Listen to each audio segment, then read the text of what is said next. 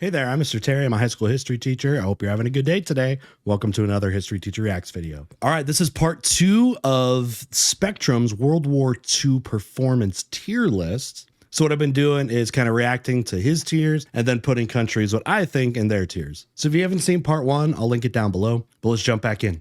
As always, original video link is down below. Make sure you're supporting Spectrum and their work, sub to their channel, give them views. And come on back if there's other tier videos. I love to check out tier videos and then kind of respond with my tiers. If you got those, definitely suggest them for me. Best place for that is over on the Discord server. All right, let's see what we got. Okay, it looks like France is first.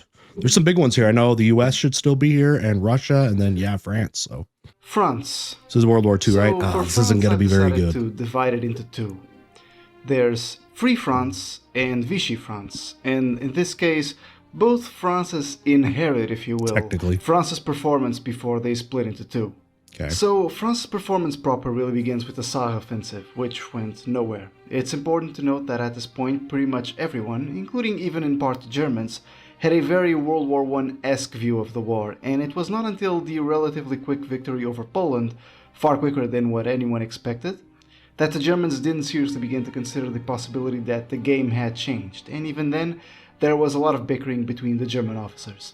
Well, it's been speculated that... I feel like, you know, the Germans, they knew that this war was going to be different. They knew what they've been planning.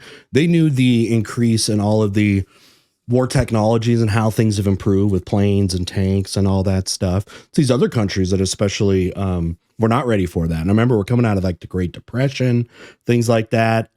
So, you know, not a lot of money is being allocated to the military. France, remember, they've been investing in the Maginot Line. They've been investing in a, you know, maybe the world's best defensive network ever created. But that's not going to work, right? We know about that going through Belgium and, you know, all the other things of why it didn't work. So France was putting all their apples in one basket if they were, in fact, preparing for another war, and that didn't go well. Had the French launched a serious offensive, the war may have very well ended here. After all, the Saar offensive put 40 French divisions against 22 German ones. However, it should be noted, even with this very limited offensive, French casualties were roughly 3 times that of the Germans.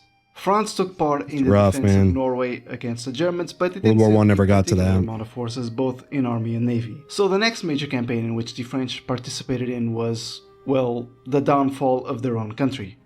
I already spoke about this regarding the Germans. This was mostly due to an error in thinking the war would go along the same way as World War I, and also that the German plan hinged on predicting the Allies would do exactly what they did the moment Belgium was invaded. Yeah, I mean, if it's going to be like trench warfare and all that stuff, this, yeah, would have been very different. France is living in the 19-teens. It's not the 19-teens anymore. Now, I'm not going to lie about this. The fall of France, just by its overall significance and due to how quickly it happened, makes me consider F tier for France. You have to consider the expectations. F might be harsh, but... One thing is Poland, or Norway, not much higher, Denmark, right?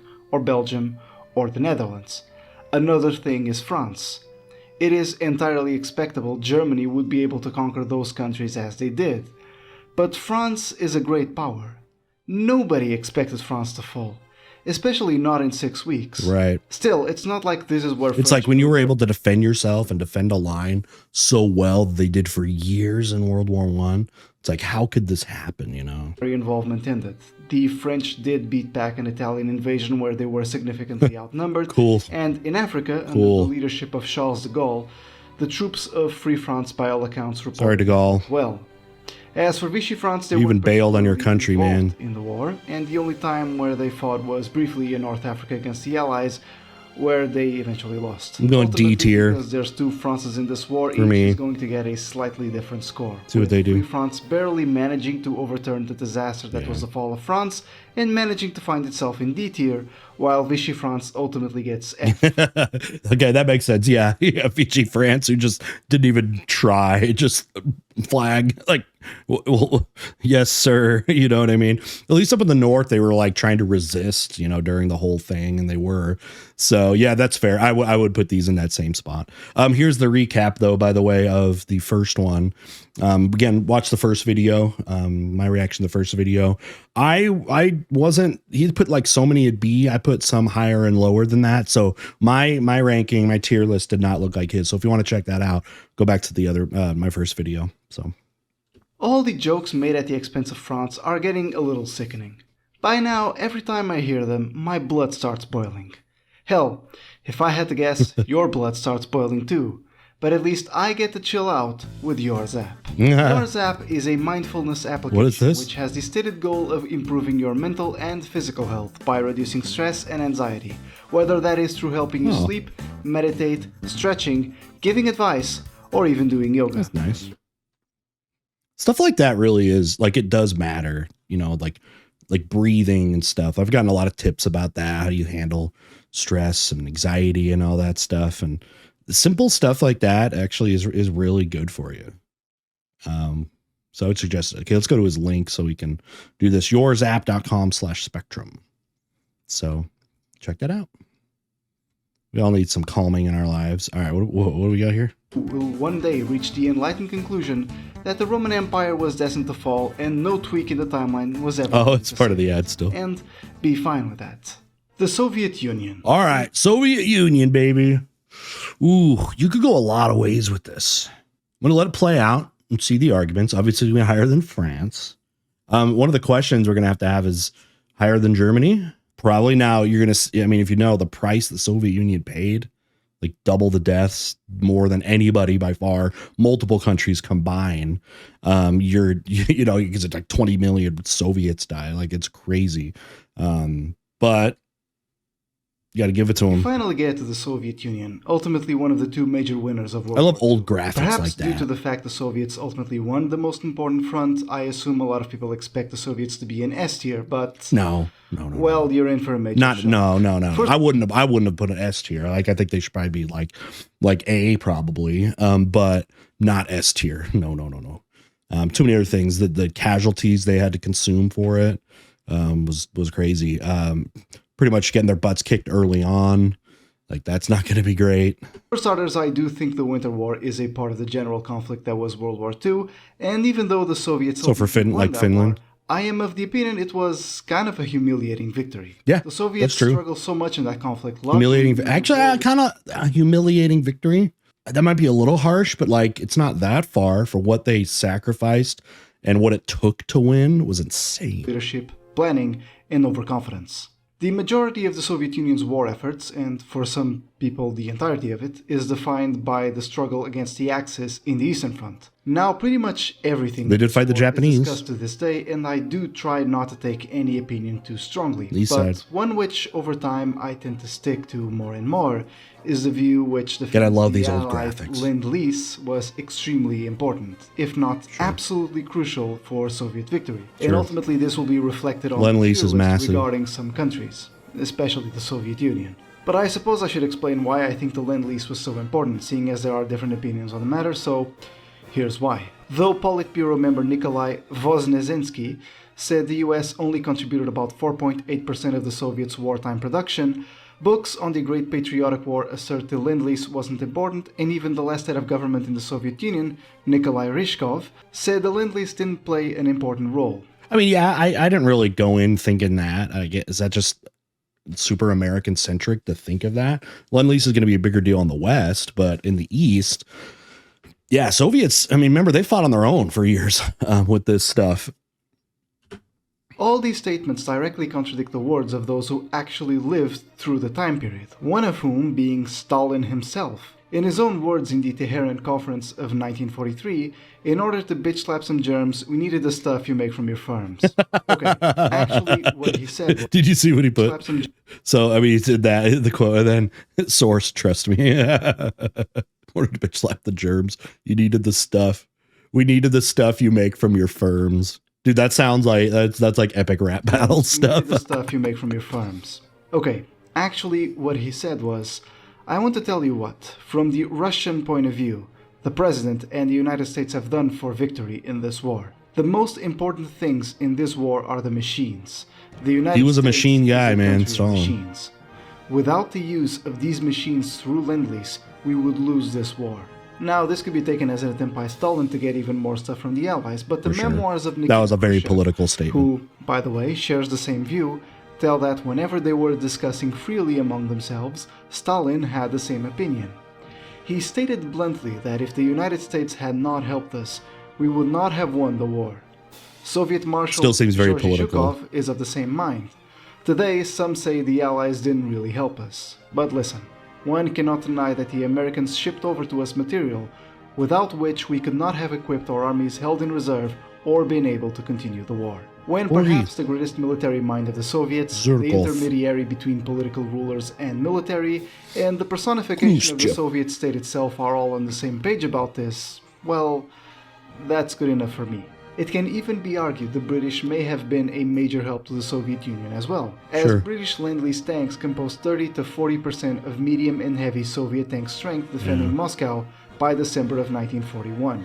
The Lend-Lease was extremely important to the Soviet front because A, it came at the right time for the Soviet. So I'm assuming he's making this whole case just because. and Sorry, are the graphics my fault?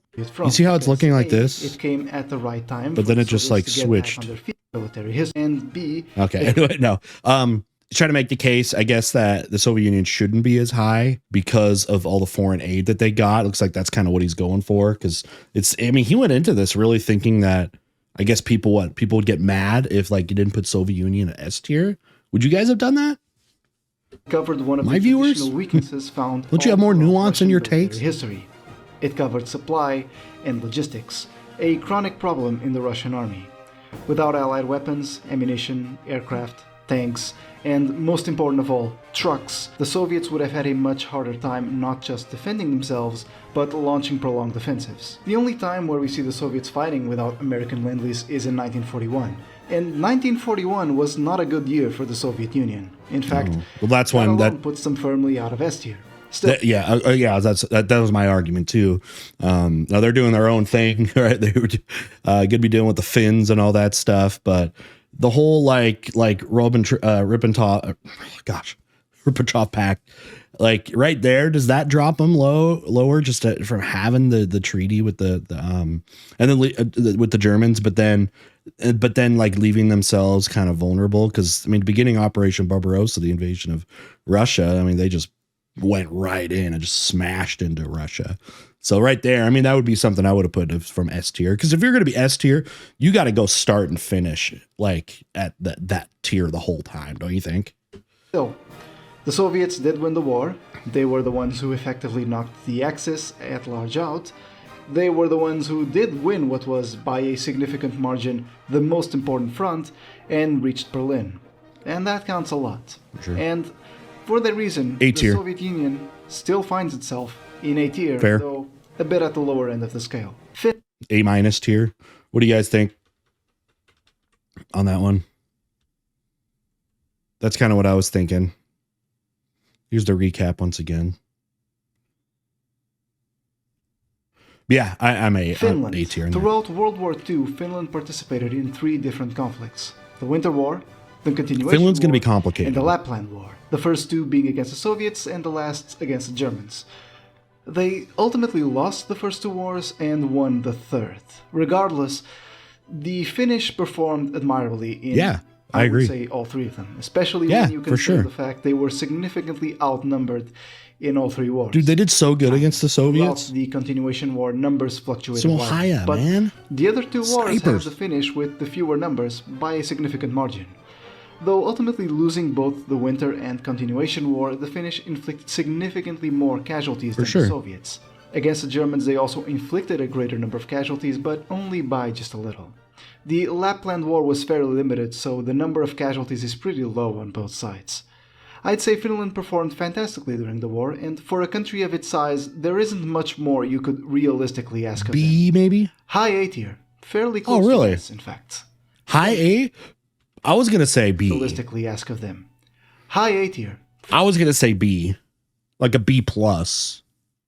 But he says high, so he's putting it above Germany and Soviet Union there. That may be a little high for me, but again, you have to scale everything. You got to put everything in perspective and scale of what you have versus what you're fighting against. So I'm not going to make a huge stink about it, but I wouldn't put it that high. But Fairly close to S, in fact.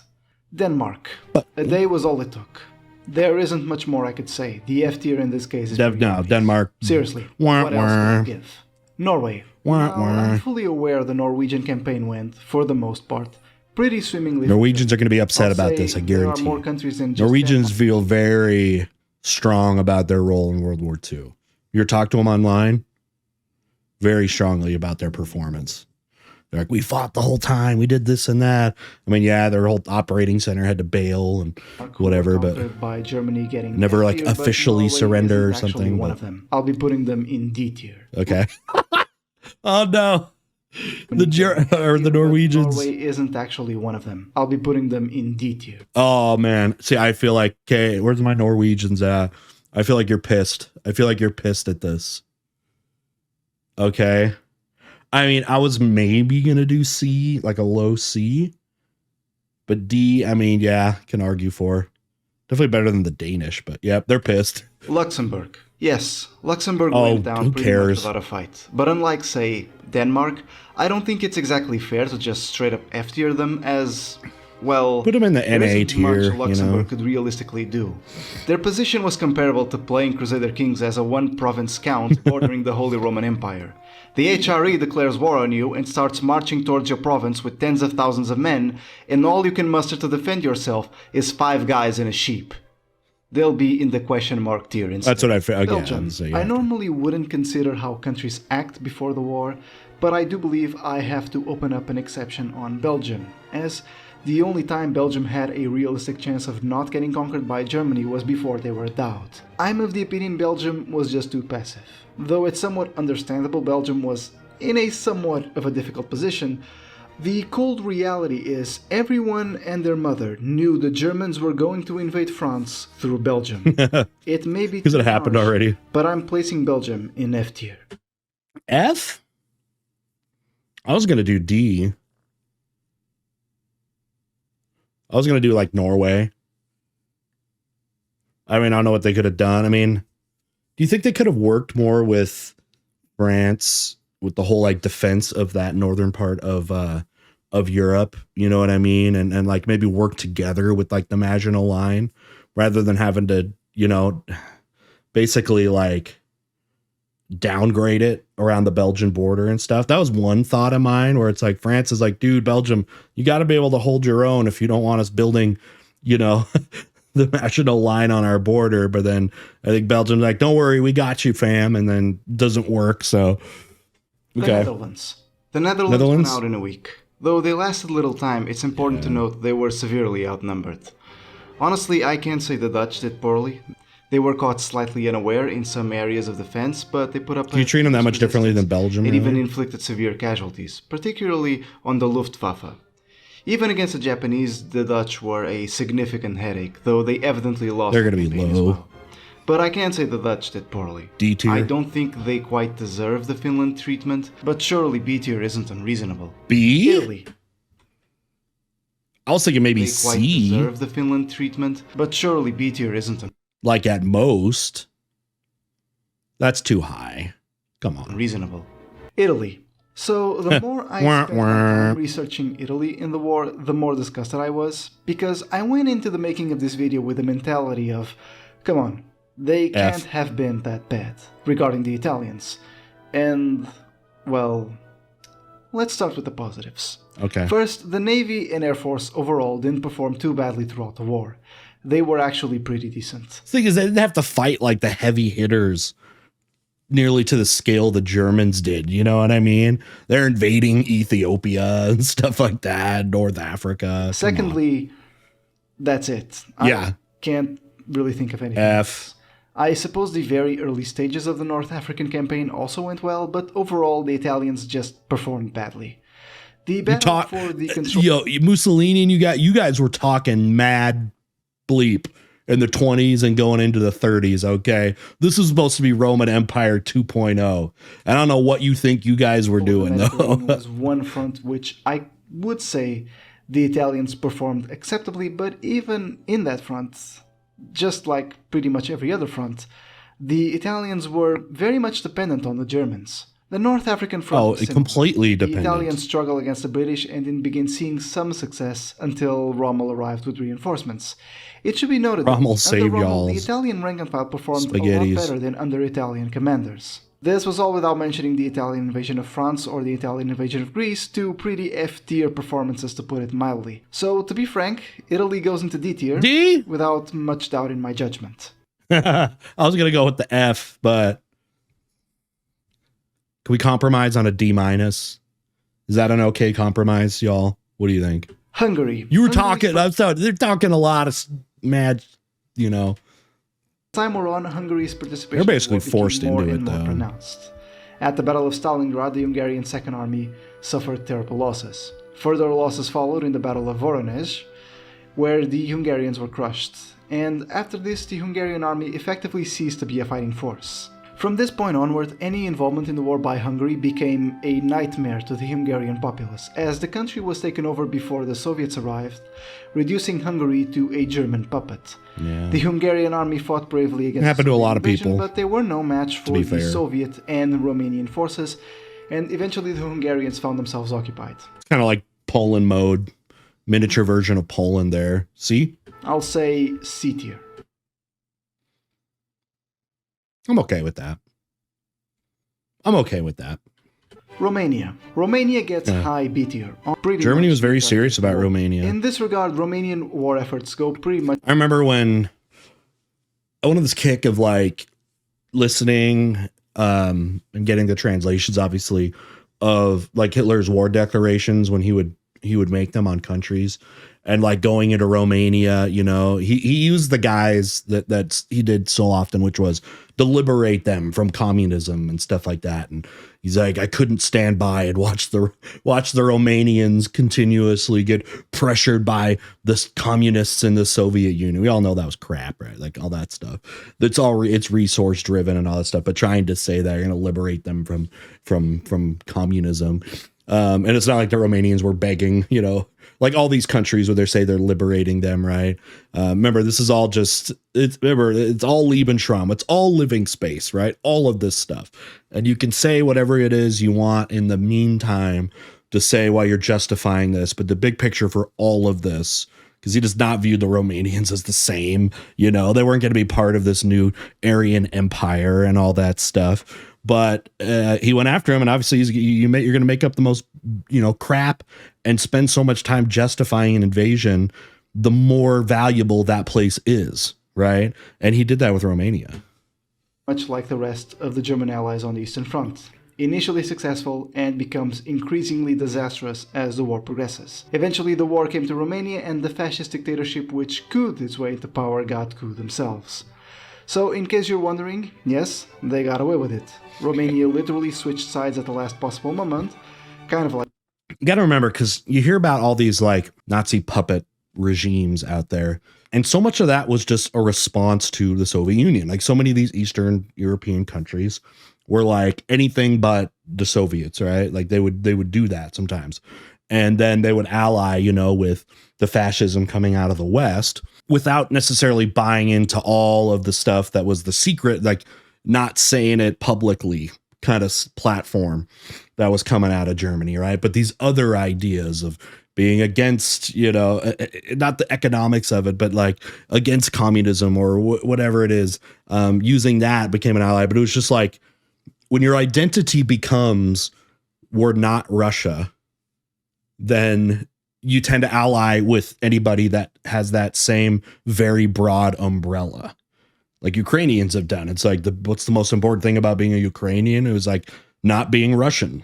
You know what I mean? In this era, that's how a lot of people and thought. so are technically part of the winners. From the whole Europe, like from Finland way down here to Romania, you know? Also, it may sound a bit silly, but as members of the Allies, the Romanian military record is actually pretty squeaky clean. I mean, it's mostly Soviet efforts, but still. Bulgaria. I tend to see Bulgaria... Wait, where did he put him? B tier? I was going to say that too. I mean, it's mostly Soviet efforts, but still. Bulgaria. I tend to see Bulgaria as kind of an unwilling ally, which makes sense. I see them because similar to the German Romania. offer to Bulgaria was join us or die. Yeah. And there really wasn't much Bulgaria could do. Exactly. After joining the alliance, Bulgaria... That's one too. When you look at some of these maps and you're like, oh man, why did they ally with that? I used to do that when I was younger, be like, how could you have, have allied with like the Nazis versus this, or in World War I with one of them? And you find out these smaller countries, they like to say they have a lot of autonomy, but they're often forced into stuff with pretty much a gun at their head. And it brings a little bit of nuance. You don't have to say, like, that was so great that they allied with Nazis or something, because nobody ever wants to, wants to say that. That's not what we're saying, but we're saying there's more to it, right? On the virtue of being so thoroughly disinterested, there's barely any action. You almost have to reward them with that, of like, you were actually able to not have to be judged on this because you were able to stay out of major campaigns. To me, that almost seems like a victory. Like being able to stay out of that and be like a semi, large nation is almost like a victory, I feel like, politically. Yugoslavia. I'm going to be honest. I'm not particularly interested in discussing this part of the Balkans. So there was freaking divided. Yugoslavia could have realistically done to fight against the Axis invasion. When you're invaded on all sides, they were so divided on under so much pressure. Who they supported. Under the leadership of Tito, Yugoslavia kind of liberated itself, so props there. I'd say C tier. C tier for the Yugoslavians. It was so diverse. I remember Yugoslavia is very diverse, right? But yeah, they had very different. It was like impossible for them to unify for this, because you had like pro-fascist, pro-communist, whatever. You had both of those things all going on at the same time. Does lead to Tito, who's going to gain power, and a lot of people look at him positively for like a communist that way, especially for like a communist, and trying to do like their own thing without being just like a total puppet of the Soviet Union. So C tier, I guess that's fair. Especially because you can't look at them under one definition. Croatia. Barring it spent most of its efforts trying and failing to keep a hold of the country. F tier. Greece. Despite all right, I didn't think you'd even put them. How could you put them and evaluate them independently from the other regimes around? So supplied and suffering from Italian F tier. Greece began pushing deep into Albania. They did a good job. With the benefit of hindsight, I question if this offensive wasn't too costly. Able to defend all the monuments too. Logistical as well as a grand strategy sense, seeing as after struggling in Albania, they felt compelled to ask the British for help, which made the Germans suddenly very interested in the Greek front. And so, despite what I consider to be an excellent performance from Greece in the initial phase of the war, the two blunders of first invading Albania and then asking the British for help don't mess with Albania, sealed Greece's fate. Which is a shame, because had Greece been smarter about this, they could have ended up like Finland. As much as it pains me, C tier. Iran. Fair. I definitely can't go lower than that, though. They could have ended up like Finland. Definitely can't go lower than that. C+. As it pains me. C tier. Iran. Iran was the victim of an Anglo-Soviet invasion in World War II. People don't think about Iran. After 6 it wasn't days, Iran isn't surprising given really back then. This was a blatant act of aggression by the Allies, as they had not even bothered to declare war, and B, the Iranians were completely unprepared for a war, being possibly outnumbered and definitely lacking quality in both training and equipment. But they got oil, baby. D tier. Okay, yeah, I was gonna say, like, why even do it? All right, yeah, why even put them in there really with that? They came just at a resource thing. Now, where Iran's going to become a lot more relevant is right after the war. Okay, Britain, United States, and they're going to support the Shah and then road to Iranian Revolution eventually. All right, USA. So this guy's not an American, so he's not going to have the Eurocentric necessarily point of view. But will we get an S tier? Now, when dealing with the United States in World War II, throughout the years, I've become more and more of the opinion that American intervention was extremely important, and maybe even crucial, for the war to have come to an end in all major fronts, including the Eastern Front. I'm trying to think ahead a little bit, so you know what I'm thinking is going to happen. So, like, what would be the things that would keep the U.S. from necessarily being top tier? Is it like not joining the war earlier, which I don't know how you could say that, because Americans did not really want to get involved in this, and because of the legacy of World War I. But but also the fact that, you know, the Axis powers would have lost anyways. I'm of the opinion of that. And I think a lot of people are too, because of how the Soviets were doing, even without the American intervention, like think well before D-Day. And yeah, you're getting into Lend-Lease, but like you were saying earlier, Lend-Lease is very debatable about its impact for the Soviet Union there. But again, everything changes after Pearl Harbor, and you actually start getting negotiations in the US and Soviet Union and starting to create that alliance. So those would be the things I would think about that could potentially keep out of S tier. But I still think there might be an argument to be made to put them there. And, Outcome of the we'll see war what in it the says. Soviet Union. I've already spoken about the Lend-Lease and what I think of its importance when I talked about the Soviets, but one thing I didn't mention was this wasn't always my opinion. In fact, if you were to ask me which country was the most important for the outcome of World War II, say a good 7, 8, or 9 years ago, I would just tell you the Soviet Union, and pretty much without much doubt in my mind, and that American entry merely sped up the end of the war. Sure. Now, I do have to say, I don't think the Americans were perfect in World War II. They do have their fair share of failures, especially tactically. Particularly in the Western Front, I don't think the Americans did particularly well, and that the difference in combat capability in comparison to the Germans was notable. Especially what, whenever like they faced D-Day? veterans from the Eastern Front. Furthermore, I don't think the American generals were also tactically that good either. This includes Patton, by the way, whom I find to be massively overrated. Oh, Still, whenever I where the Patton stands at, I would say he's like I don't know, overrated, but like, I mean, he's almost like a cult of personality though. With that too, it's like the guy you want on your team during crunch time, but like any other time, you don't want him around. look at the big picture, it's difficult for me to ignore the fact that the Americans contributed a lot to this war. And I do mean a lot. They pretty much single-handedly dealt with one major front and were the American industry was just so not insane. Absolutely necessary in dealing with the other major two, as I don't think the Western Front would have even been opened without American presence. For sure. And once again, For sure. Lend-Lease, I have no idea how. There's no D-Day without them. Britain tried that. It didn't work. It didn't work. So yeah, there's no Western Front. But we already know the Eastern Front was losing, anyways, but yeah. Front would go. I am of the opinion it was at least very important for the Soviets. So sure. Yeah, a country which dealt with one front played a crucial role in another and gave extremely important support for the other. Wait, he's not counting I Japan? debated myself whether or not the United States should be in A or S tier, and in the end, I couldn't ignore low what S? I perceived to be their impact. And so S minus? the Americans barely squeaked into S. And that's Let's the end of the go. video. I hope you enjoyed it. It took a while to make. There may be signs of fatigue by the end, especially in the writing, as this project took me 4 weeks to do, and I hadn't put this much effort in a video in a while, maybe ever. Most of it was spent on research, and let's You did just a good say job. that after this, I'm not focusing on World War II in a while.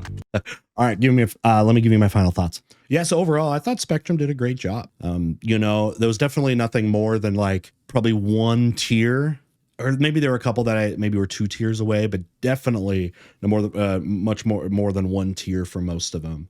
And I thought he did a pretty good job at looking at the positive things and then maybe the shortcomings of everybody involved. I thought it was a pretty fair tier list. I've seen way worse. I've seen way worse takes about World War II. So anyways, you heard kind of all along the way where I would put stuff. Definitely want to hear from you guys and get some good conversations down below. And we'll see y'all next time.